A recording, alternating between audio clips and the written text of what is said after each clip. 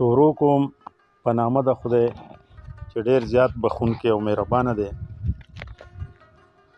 څنګه چې تاسو ته معلومه ده چې نن مونږ د هغه شخصیت د هغې هستی چا چې زموږ سره د ژوند ډېر کلونه په دې ادبي سفر کې زغل کړی و. زموږ یو ډېر مینهناک ملګری په عمر هغه زموږ نه مشر و. د هغه مینه داسې وه چې نن یې مونږ یو کال پس هم هغه خپل سلې ته په راتګ باندې مجبوره کړو. زموږ څه ملګري به په هغه باندې خپل تاثرات وړاندې کوي. دا نننۍ غونډه د اواز ملکن د صدر ناموس خان ناموس صاحب په صدارت کې کیږي. زه د تلاوت لپاره موږ د خپلې غونډې پرانیسته د اخري او مقدس کتاب د یو څو مبارکو آیاتونو نه کوو.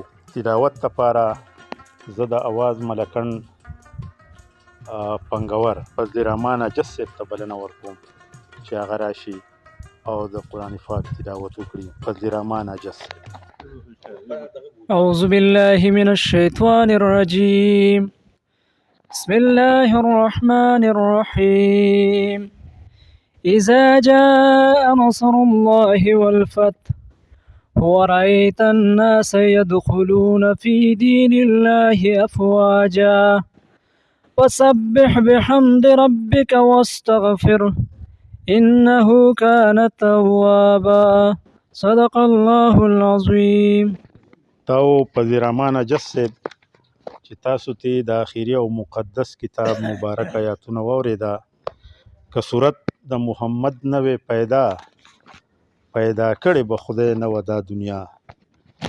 نبوت په محمد باندې تمام شو نشته پس له محمد انبیا.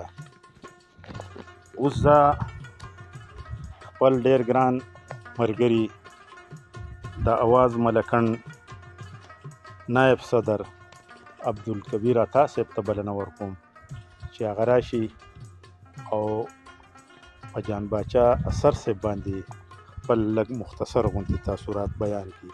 ښاغلی عبدالکبیر عطا صاحب.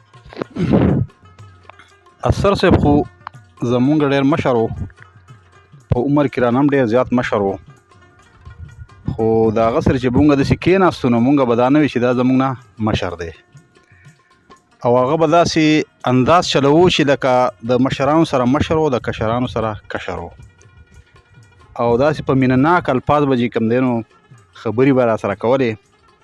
ډېر لرې لرې ځایونو ته هم تللي یو او ډېر سم اورېدلي هم دي. د هغه نه هم ډېر څه زده کړي دي. د هغه د عمر تجربه هم ډېره وه، ډېر ګرځېدلی هم و، ډېرو محکمو کې هم وخت تېر کړی و، د ملک نه په بهر ځایونو کې هم وخت تېر کړی و. نو د هغه د مشرۍ او یا د عمر تجربه ډېره زیاته وه. نو هغه زمونږ یو طرف ته که مشر هم و، خو بل طرف ته زمونږ د په استادانو کې هم راتللو. خامخا سړي چې چا نه څه نه څه زده کړي نو هغه د هغه استاد شي. به هر حال تاثرات زموږ سره مشران ناست دي، دوی به وایي. زه به چې کوم دی نو هغه تېر کلام یو څو نظم دی د هغې یو څو کړی ورته وویم. هغه څه داسې و چې یاره د ټول عمر دپاره د اواز د سر لښکرو هر ځای کې پیژندلی شو ښکاره لکه د انورو. د ډېرو تجربو او حدیثو راتېر شوی ښه پوه نه بس شنازو او د هر څه نه خبرو. په ده باندې به لرې د ادب د حجرې ورو. په خوی خصلت ښایسته و دا جان باچا اثرو. که څو خفه کېدله خو رښتیا به یې ویله، چې څه به یې په زړه و ښه صفا به یې ویله.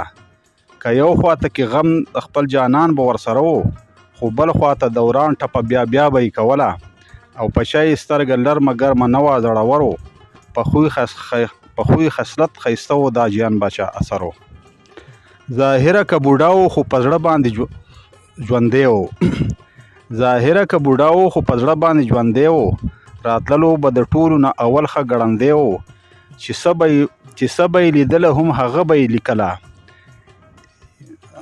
نو ځکه خو ملګری د اواز د قافلې و، شاعر او هم ادیب او هم په خپل لوی هنرو په خوی خصلت ښایسته و دا جیان باچا اثر و چې چا به نه لیدله نو هغه به یې لیدله لګیا به و کوټه کاره به یې دواړه بېلوله نه درون به یې سپکولو نه او سپک به یې درنوله خامخا پتله د انصاف به یې تلله زره یې پارڅنګ نه لرو په ټول ښه برابرو په خوی خصلت ښایسته و دا جیان باچا اثر و په خپلو ریښتونې نو په هر چا یقین و